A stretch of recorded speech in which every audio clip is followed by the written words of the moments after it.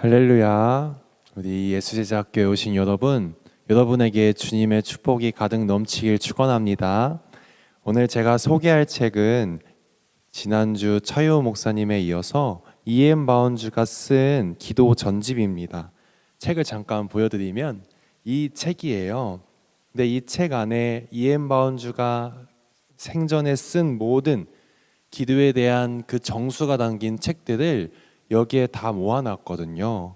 그 중에서 저는 3권을 소개할 건데 이제 읽어보시면 알겠지만 어떤 하나의 스토리로 이어지는 게 아니라 기승전결이 없고 그냥 페이지마다 주옥 같은 은혜로운 글귀들이 있어서 그게 참 은혜가 돼요. 그렇지만 이것을 강의하기에는 좀 스토리가 없어서 난감합니다. 그래서 오늘 저는 책 내용 요약 설교를 하기보다는 그냥 오늘 읽은 책의 내용에서 제 생각과 신앙을 보태서 함께 좀 자유롭게 나누고 공유하는 시간을 갖고자 합니다. E.M. 바운즈는 기도를 백지수표라고 얘기합니다. 백지수표라고 하면 뭐가 떠오르세요? 무궁무진한 가능성이 떠오르죠. 그 기도하면은 그 금액을 얼마나 적든지 주겠다는 것처럼 이 기도에도 하나님께서 무엇을 구하든지 구하는 대로 다 주시겠다고 약속하는 겁니다. 그래서 우리가 말씀을 보면 마태복음 21장 22절에 이렇게 여러분에게 약속하고 있어요. 너희가 기도할 때에 무엇이든지 믿고 구하는 것은 다 받으리라 하시니라. 아멘. 이처럼 하나님이 여러분에게 기도를 백지수표로 주신 것입니다. 근데 여러분, 백지수표와 같은 그 기도로 무엇을 하나님께 구하겠습니까? 하늘의 신령한 것을 구하시겠어요? 아니면 영적인 것을 구하시겠어요? 제 생각에는 그건 너무 뜬구름 잡는 얘기입니다. 우리가 육신을 가지고 이 땅에 사는 동안에는 어쩔 수 없이 세상에 주는 환난과 어려움 때문에 힘든 삶을 살 수밖에 없습니다. 그러니 우리가 기도할 때 구해야 되는 것은 이 공중권세 잡은 마귀가 다스리고 있는 이 세상에서 세상 일 때문에 힘들다면 그 세상 문제를 가지고 기도하는 것이 당연한 거죠. 성경에서 봐도 수많은 성경 인물들이 하늘의 것 때문에 기도한 게 아니라 세상 일 때문에 기도했다는 것을 알 수 있습니다. 대표적으로 아브라함은 대를 이을 자식이 없으니까, 가문이 이제 이을 것 자식이 없으니까 하나님께 아들을 달라고 기도하죠. 모세도 출애굽해서 광야에서 떠돌 때에 이 동포들이 자꾸 반역하고 죽을 위기에 처하자 사랑하는 이 민족을 살려달라고 그렇게 기도하고 있는 거죠. 히스기야도 자기 수명이 이제 다하질 위기, 그러니까 하나님이 히스기야한테 이제 네가 죽을 것이다 라고 했을 때 주님 저를 살려주세요라고 기도했습니다. 한나도 그 당시엔 처와 첩이 있었잖아요. 첩이 아들이 없다고 무시하니까 더 이상 무시받기 싫어서 하나님께 아들을 달라고 기도했습니다. 우리라고 뭐 다를까요? 우리도 이 세상 사는 동안에는 어쩔 수 없이 이 세상 일 때문에 어려움을 당하니까 세상 일을 가지고 기도해야만 하는 존재라는 것을 우리가 인정하고 받아들이고 나아가야 됩니다. 하나님의 아들이신 예수님도 사실은 세상 일 때문에 이 땅에 오실 동안 기도하셨어요. 특히 이 땅에서 계시는 동안 중대한 일들을 앞두고 기도하셨습니다. 먼저 세례 요한에게 세례를 받으실 때도 기도하셨다고 합니다.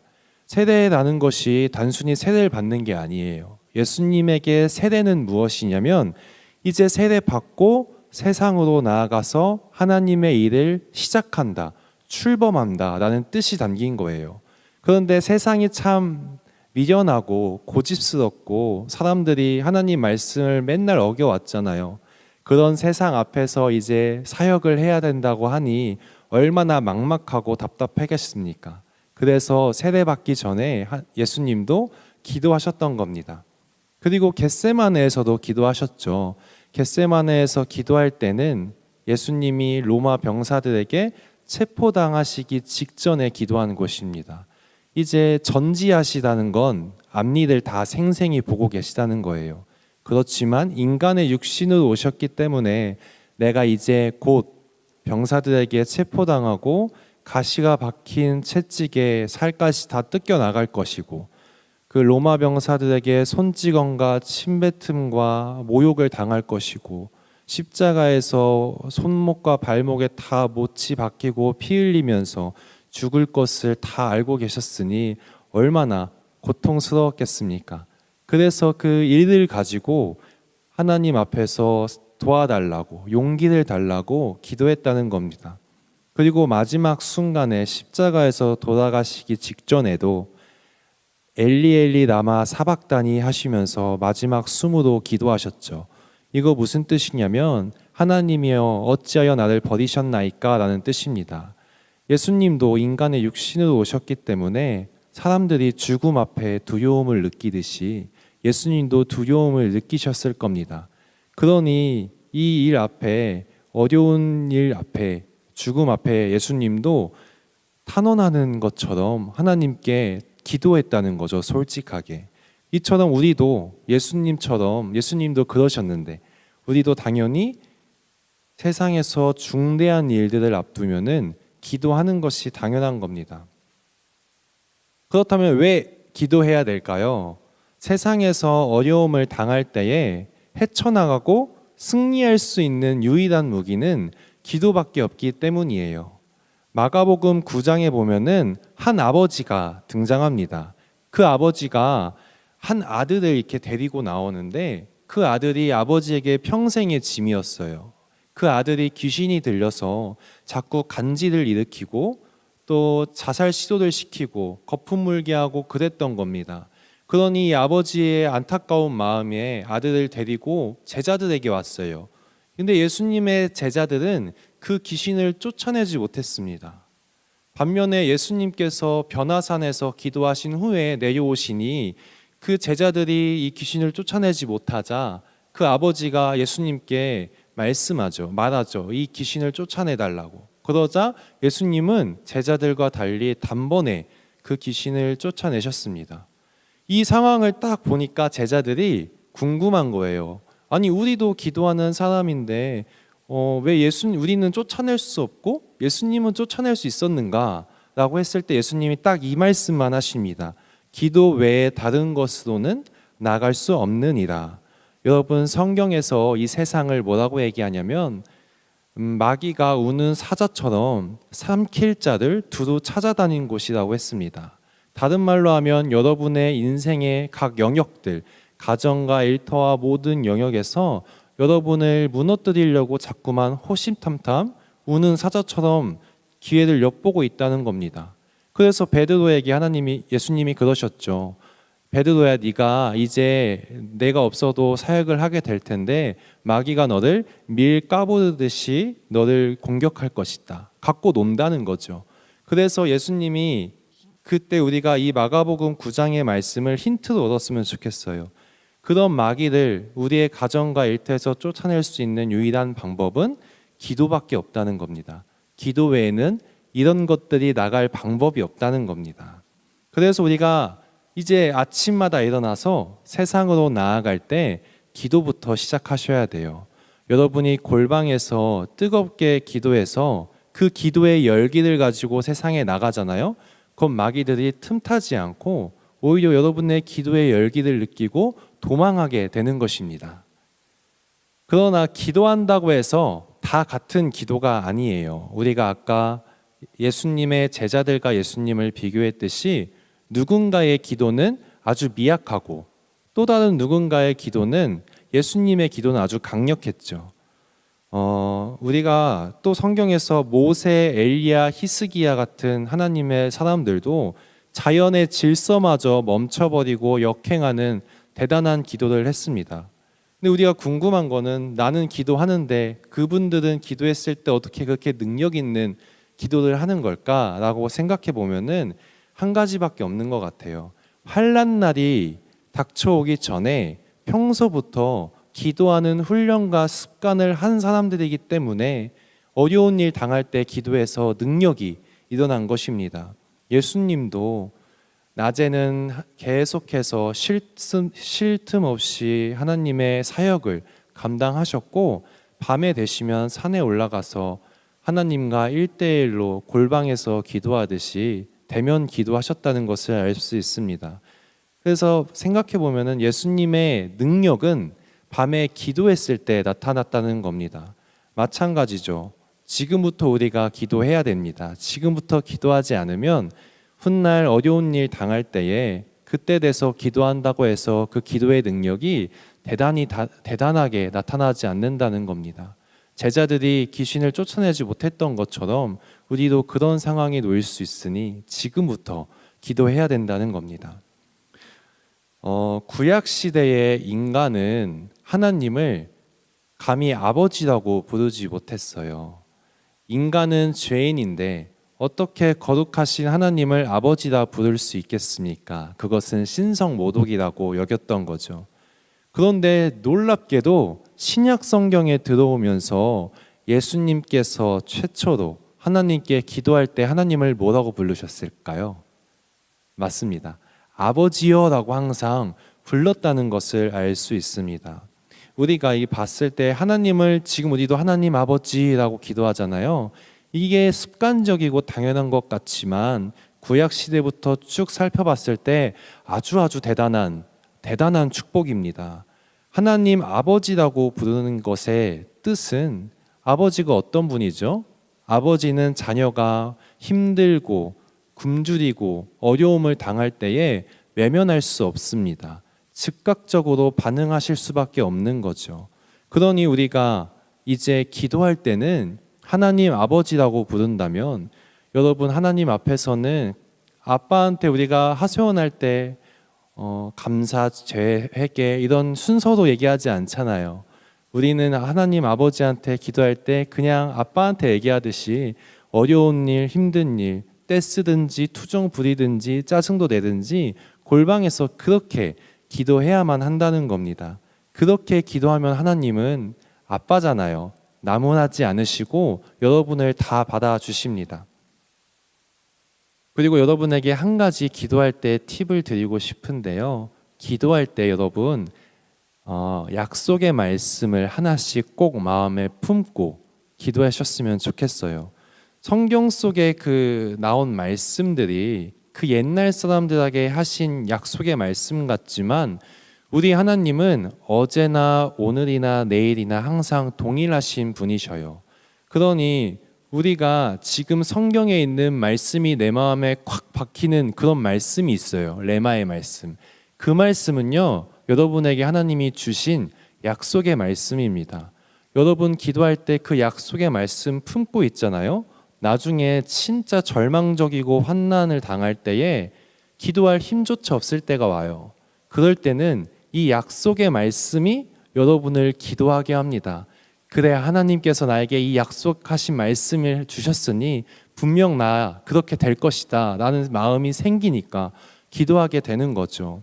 성경의 아브라함은 그 하나님의 약속하신 땅을 가는 과정에서 수도 없이 시행착오를 겪었고 넘어졌습니다. 그런데 그 아브라함이 여정을 완주할 수 있었던 비결은 하나님께서 약속하신 말씀 때문에 끝까지 갈 수 있었던 거죠. 모세도 그렇습니다. 광야에서 백성들이 자꾸 말썽을 피워서 이 광야를 지나 가나안 땅으로 들어가지 못할 위기가 참 많았잖아요. 그런데 이 지도자였던 모세가 끝까지 그 여정을 완주할 수 있었던 이유는 하나님께서 약속하신 말씀들 때문이에요. 제게도 기도할 때 항상 하나님이 주신 약속의 말씀이 있습니다. 예레미야서 29장 11절에 이 말씀이 있어요. 여호와의 말씀이니라. 너희들 향한 나의 생각을 내가 아나니 재앙이 아니요 평안이니라. 너희에게 미래와 희망을 주는 것이니라. 저는 사역을 하면서 넘어지고 어려운 순간이, 이제 저 사역 오랫동안 해야 되잖아요. 지금 젊으니까 분명히 올 것인데 그때 이 말씀이 저를 기도하게 할 것입니다. 지치고 낭망해서 기도할 힘조차 없을지라도 그래, 하나님이 나에게 성도들에게 미래와 희망을 주는 사역을 약속하셨으니까 내가 지금 포기하면 나만 손해지, 끝까지 일어서서 참고 나아가 보자 하면서 기도의 자리로 갈 것 같습니다. 그러니 여러분 기도할 때 꼭 약속의 말씀 하나씩은 품고 암송하시길 바랍니다. 그리고 우리가 기도할 때 여러분 기도 혼자 하는 것이 아니에요. 골방에 들어가서 혼자 기도하는 것 같지만 여러분 기도하는 그 순간에 돕는 분들이 있어요. 한 분이시자 세 분이시라고 하는 삼위일체 하나님이십니다. 하나님 아버지, 예수님, 성령님이 여러분 기도할 때 곁에서 둘러싸서 돕고 계시다는 겁니다. 하나님 아버지는 여러분을 자녀로 여기시기 때문에 사실은 그 누구보다도 여러분의 기도 제목을 빨리 응답해 주고 싶으셔요. 그러나 계획하신 바가 있기 때문에 성장을 원하기 때문에 지금은 여러분보다 사실 더욱 인내하시는 분은 하나님이실 거예요. 그런데 그 하나님 아버지뿐 아니라 예수님께서도 지금 이 순간에도 하늘의 위에 하나님 보좌 우편에 앉으셨다고 합니다. 거기서 무슨 일을 하고 계시냐면 여러분이 골방에서 기도할 때 한마디도 놓치지 않고 하나님 우편에서 하나님의 귀에 대고 그 기도를 들어달라고 중보하고 계시다는 겁니다. 그리고 성령님께서는요, 여러분 이 땅 가운데 사는 동안에 기도에 힘쓸 수 있도록, 지치지 않을 수 있도록, 그 기도 제목이 응답될 때까지 기도할 수 있도록 돕고 계시다는 겁니다. 하늘에서도 땅에서도 어디에서도 여러분이 기도할 때 돕고 계시는 분이 있는데 여러분 기도할 때 절망치 마세요. 반드시 하나님이 돕고 계시기 때문에 그 기도가 반드시 응답될 것입니다. 우리가 오해하는 것이 하나 있어요. 하나님께서 한번 정하신 것은 바꾸시지 않으실 것이다 라는 오해가 있습니다. 그런데 여러분, 여러분이 끈질기게 기도하면은 하나님의 계획도 하나님의 생각도 변경될 수 있다는 것을 기억했으면 좋겠어요. 그래서 성경에 끈질긴 가부의 비유가 나오잖아요. 예수님이 하신 비유이신데 불의한 재판관이 재판을 했는데 이 가부가 억울한 겁니다. 그래서 밤낮 시간 상관없이 틈만 나면 계속 재판관한테 찾아가서 억울함을 호소하고 귀찮게 하는 거예요. 그러자 이 재판관이 불의할지라도 어떻게 하냐면 귀찮아서라도 그 가부의 그 원을 들어주고 억울함을 해소해 주죠. 그 마음이 바뀐다는 겁니다. 하물며 그 불의한 재판관도 그러신데 우리 거룩하시고 선하신 하나님이 그 마음을 바꾸시지 않으시겠습니까? 그리고 하나님의 천사와 씨름했던 야곱도 나오죠. 야곱이 하나님의 천사와 씨름하는데 감히 누가 이길 것이라고 생각했겠어요? 그런데 야곱이 밤낮 씨름하면서 싸우고 다투듯이 하니까 그 하나님의 천사가 진 게 아니지만 져준 겁니다. 그 간절한 마음을 아시니까 져준 것이죠. 그러니까 우리의 기도도 그래야 된다는 거예요. 그리고 마지막으로 히스기야 왕이 나오죠. 아까 얘기했듯이 잘 살고 하나님 보시기에 올바른 정치를 하고 있었는데 하나님께서 네가 곧 죽을 것이다, 수명이 다할 것이다 라고 말씀하십니다. 확언을 하셔버렸어요. 그때 히스기야가 순종하기보다는 사실 너무 마음이 어렵고 힘드니까 벽을 바라보고 울부짖으면서 진짜 열심히 기도했다고 끈질기게 기도했습니다. 벽을 바라봤다는 게 뭐죠? 오늘날로 따지면 골방에 들어가서 기도한 겁니다. 세상과 사람들의 좌절을 일으키는 소리를 듣지 않고 하나님과 단판을 짓겠다 하는 마음으로 기도한 겁니다. 그러자 하나님의 그 계획이 변경됐어요. 하나님이 히스기야에게 수명을 더 연장시켜 주신 겁니다. 이처럼 우리가 기억할 것은 여러분 아는 속담 있죠. 자식 이기는 부모는 없다. 맞아요. 하나님도 그렇습니다. 여러분이 끈질기게 기도하면요, 하나님께서도 자식 이기는 부모 없듯이 여러분의 기도에 그 마음과 계획이 바뀌실 수 있다는 겁니다. 그렇지만 여러분에게 마지막으로 필요한 기도의 덕목이 있어요. 그리 아니하실지라도 감사합니다라는 그 마음을 꼭 한켠에 품고 있어야 됩니다. 우리 주님이 겟세마네에서 기도하실 때에 이렇게 기도하셨죠. 하나님의 뜻을 어기는 유일한 기도셨어요. 뭐라고 하시죠? 주님, 이 잔을 제게서 옮겨 주시옵소서. 그 잔은 고통의 잔, 쓴 잔, 십자가에 매달려서 죽어야 되는 잔이죠. 얼마나 어려웠으면 그런 기도를 했겠습니까? 그런데 그 뒤에 붙은 기도가 뭐였죠? 그러나 내 뜻대로 마시고 하나님의 뜻대로 되기를 원하나이다. 이게 바로 그리 아니하실지라도 라는 기도인 거죠. 그리고 사도 바울 3층천까지 간 아주 대단한 사람이잖아요. 근데 이 바울이 그 육신의 약점이 있었어요. 그게 사단이 주는 육체의 가시라고 표현하는데 학자들은 그게 안질병이고 또는 간질 이렇게 얘기합니다. 그러니 이 복음을 전할 때 갑자기 간질이나 이런 게 나타나면은 진짜 치명적인 약점이거든요. 그것을 하나님께 없애달라고 3번이나 간절하게 기도했다 합니다. 사도가 3번이나 기도했다는 건 대단한 것이거든요. 그런데 하나님께서 그 기도에 응답하지 않으셨죠. 내 강한 것이 네가 약한 때에 약한 것을 통해서 더욱더 강하게 충만하게 드러나기 때문이라고 합니다. 그 덕에 사도 바울은 교만치 않고 항상 하나님께 매사에 의지하고 도우심을 바라면서 기도했죠. 내가 어느 순간에 쓰러질지 모르니까 한시 모든 1초 매 순간이 하나님께 의지할 수밖에 없던 겁니다. 그리고 다윗도 밧세바의 그 간음죄로 인해서 그 자녀가 죽을 위기에 처하죠. 하나님께서 죽게 될 것이다 했을 때 다윗이 옷을 찢고 정말 울며 불며 기도했습니다. 그런데 하나님께서 양보하지 않으시고 그때는 그 아이를 데려가셨어요. 그때 다윗의 모습이 참 인상적이에요. 그 애도하는 기간이 없이 바로 자기에게 맡겨주신 하나님의 사명, 정무들 다 바로 똑바르게 했다는 겁니다. 180도 바뀐 모습이죠. 여러분, 이렇게 아까 제가 기도하면 하나님의 마음이 바뀔 수 있다 했지만 하나님께서도 여러분의 인생을 가지고 큰 계획이 있기 때문에 양보하지 못하는 것이 있어요. 그 양보하지 못하는 것은 정말로 오히려 그것은 저주가 아니라 여러분에게 무언가를 이루고자 하는 진짜 중요한 포인트인 거거든요. 그래서 그럴 때에 우리는 항상 기도할 때 어떻게 해야 되냐면 내가 힘드니까 주님 이 잔을 제게서 옮겨주세요 라고 할지라도 그 뒤에는 내 원대로 마시고 하나님의 뜻대로 하옵소서 그리 아니하실지라도 저는 하나님 신뢰합니다 라는 기도를 해야 됩니다. 그렇게 기도하면요 여러분 요셉과 같은 사람 됩니다.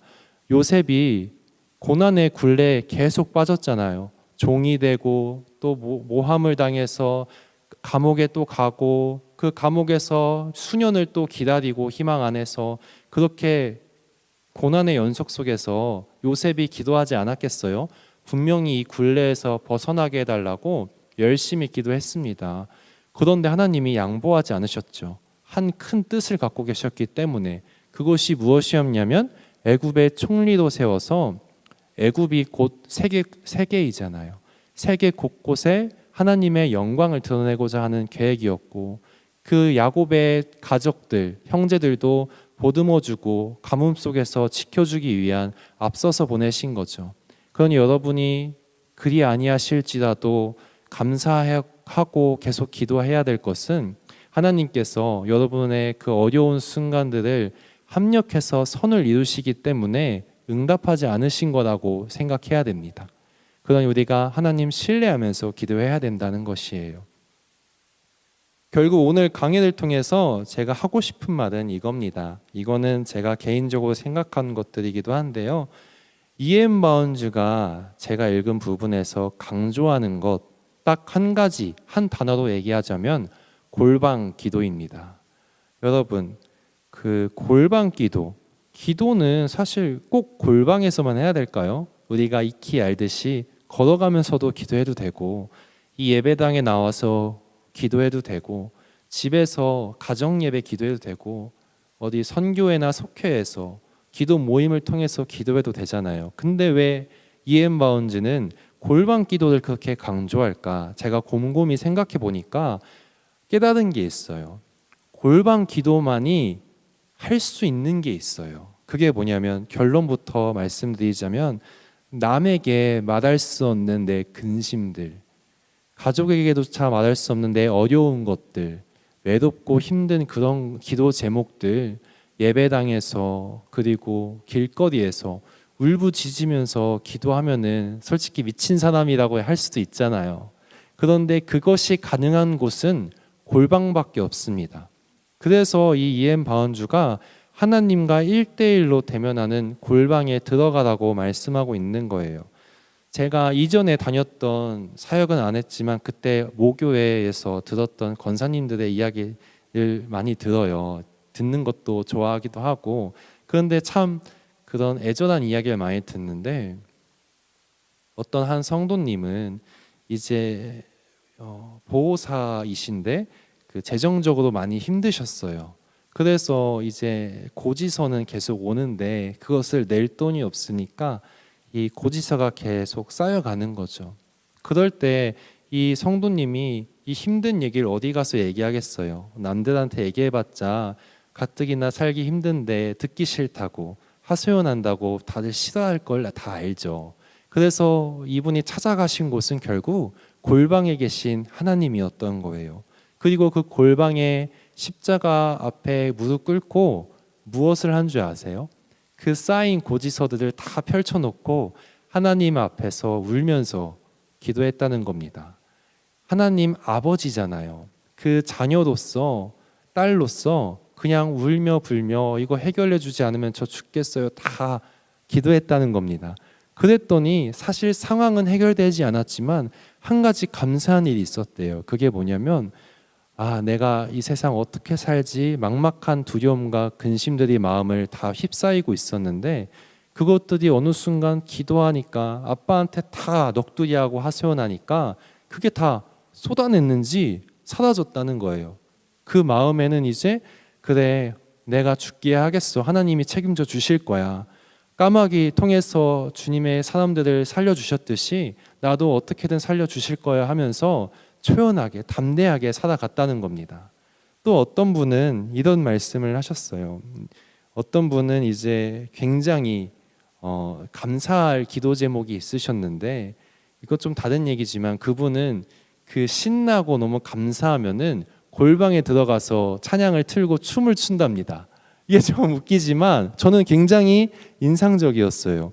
왜냐하면 이 밖에서나 어디서 춤추는 것보다 골방에 들어가서 춤추고 감사하면서 기도하면은 하나님 앞에서 자녀가 재롱을 떨듯이 하나님이 정말 기뻐하신다는 게 느껴진다는 거예요. 이게 성경에서 어떤 사람이 이렇게 춤을 췄죠? 다윗이 그랬죠. 그렇죠. 다윗이 언약궤가 들어갈 때에 너무 기뻐서 그 다윗에게는 사람도 있었지만 그곳이 골방 같은 곳이었을 거예요.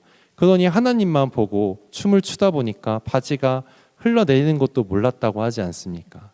그렇게 골방은요 하나님과 단둘이 만나는 다른 것 신경 쓰지 않고 환경 신경 쓰지 않고 솔직하게 나아갈 수 있는 유일한 장소예요, 세상에서. 그리고 어떤 한 성도님은 암 환자가 있으셨는데 그분은 죽음 앞에 예수님이 겪으셨듯이 죽음 앞에 너무 두려웠던 거예요. 근데 이 악한 마귀가 우는 사자 같아서 그 약해진 마음에 자꾸 호신탐탐 들어와서 더 절망스럽게 하고 희망을 뺏어간다는 겁니다. 그래서 이 골방에 들어가서 하나님 저 좀 안아주세요. 저 너무 떨려요. 저 좀 꼭 껴안아 주세요. 이런 기도를 계속했대요. 그러자 하나님께서 그 자녀 딸에게 안아주시는 것처럼 느껴지고 그 마음에 있던 모든 죽음 앞에 두려운 마음들 다 내어놓을 수 있었어요. 다 털어놓고 쏟아냈으니까 아빠에게 했듯이. 그러자 이제 그 마음에는 알 수 없는 초연함과 믿음이 생겨서 그저 감사하게 살아갈 수 있었다고 말씀하시는 걸 들었습니다. 이 세 분의 성도님이 보여주셨듯이 골방 기도는 어디 가서 말할 수 없는 기도 제목들, 그리고 내 근심 어린 마음속에 깊이 있는 것들을 골방에서 하나님께 아빠한테 다 솔직하게 때도 쓰고 투정도 부리고 짜증도 내면서 기도할 수 있다는 겁니다. 그래서 우리가 이렇게 힘든 순간에 여러분 묵상 기도, 침묵 기도, 대표 기도처럼 형식을 갖춘 기도, 이게 도대체 무슨 소용이 있습니까? 이것도 기도니까 좋은 건데요. 그런 힘든 순간에는 이런 형식적인 기도는 하나님의 마음을 움직일 수 없습니다. 그리고 기도하는 내 마음도 해소가 되지 않아요. 그래서 우리가 꼭 골방에 들어가서 내 영혼과 혼과 육을 모두 다 쏟아내듯이 토해내듯이 기도하면요, 아까 얘기했듯이 권사님들처럼 여러분도 반드시 마음에 있는 모든 응어리들이 풀어지고 오늘 내일을 살아갈 수 있는 용기와 힘이 반드시 생긴다는 겁니다. 여러분께 하나 마지막으로 또 기도에 대해서 나누고 싶은 거는 우리가 착각하는 게 있다는 거예요. 내가 기도하지 않아도 하나님께서 다 알아서 여러분의 기도 제목을 응답해 주실까요? 그렇지 않습니다. 하나님은 전지전능하시지만 내가 기도하지 않으면 하나님께서 그 기도를 들어주시지 않으세요. 하나님은 내가 찾고 구하고 찾고 두드릴 때까지 하염없이 기다리셔요. 왜 그러시는 걸까요? 하나님의 생각에는 여러분과 하나님은 관계가요, 기도하는 동역자이기 때문에 여러분이 기도하지 않으면 일하시지 않는 겁니다.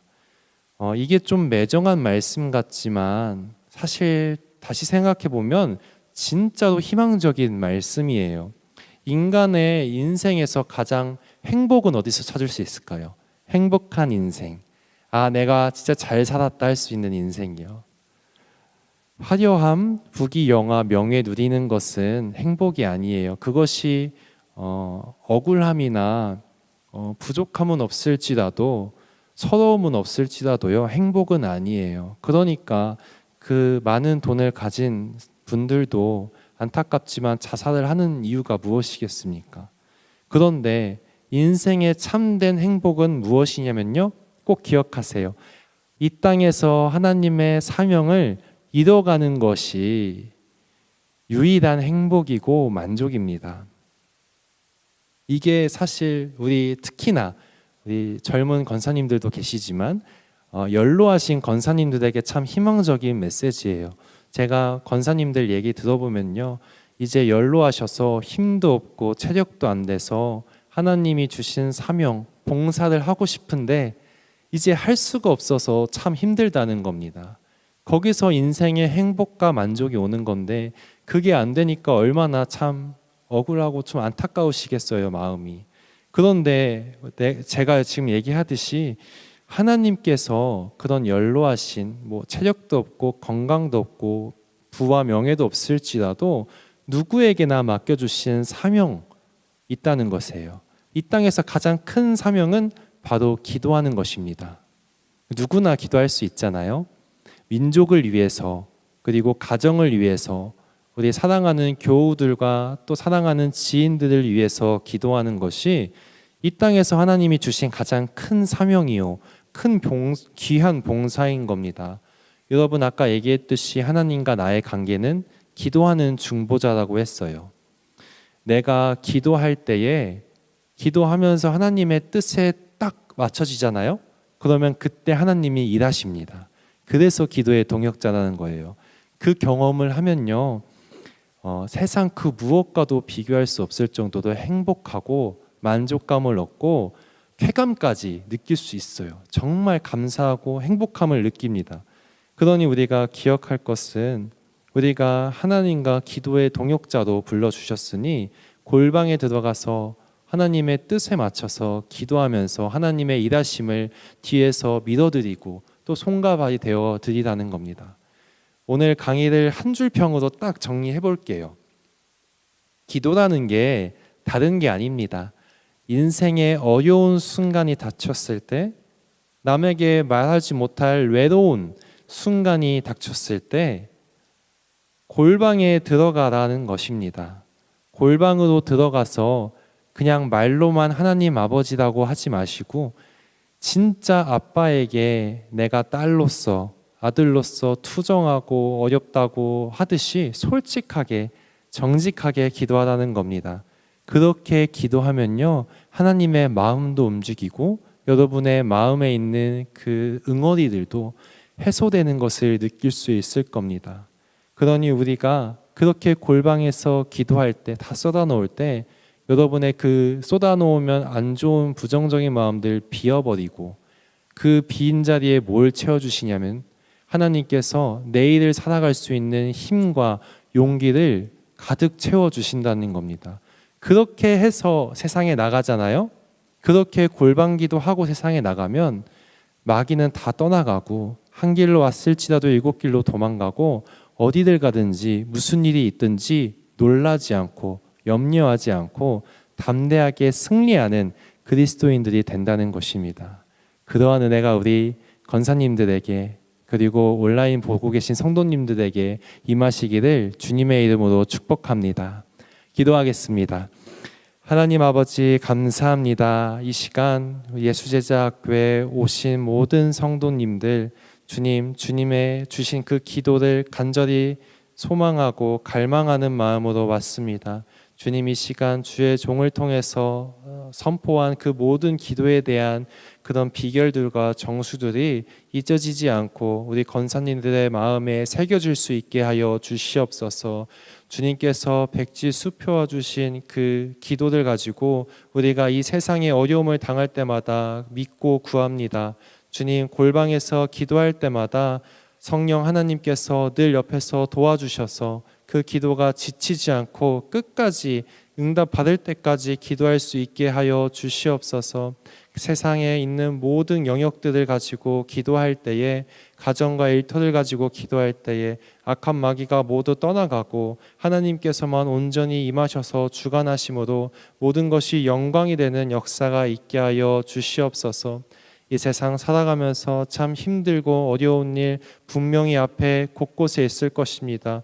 그런 것을 마주할 때마다 우리가 가장 먼저 찾아가는 곳은 세상 수단이나 다른 곳이 아니라 골방이 되게 하여 주시옵소서. 골방에 들어가서 아버지에게 다 하소연할 때에 그 마음에 있는 모든 응어리들과 어려움들은 사라지게 하여 주시옵시고 그 마음 가운데 온전히 하나님이 주시는 그 능력과 힘과 용기만이 가득 찰 수 있게 하여 주시옵소서.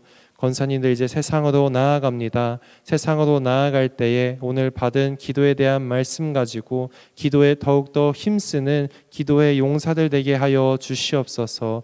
이 모든 말씀 살아계신 예수님의 이름으로 간절하게 기도드립니다. 아멘. 감사합니다.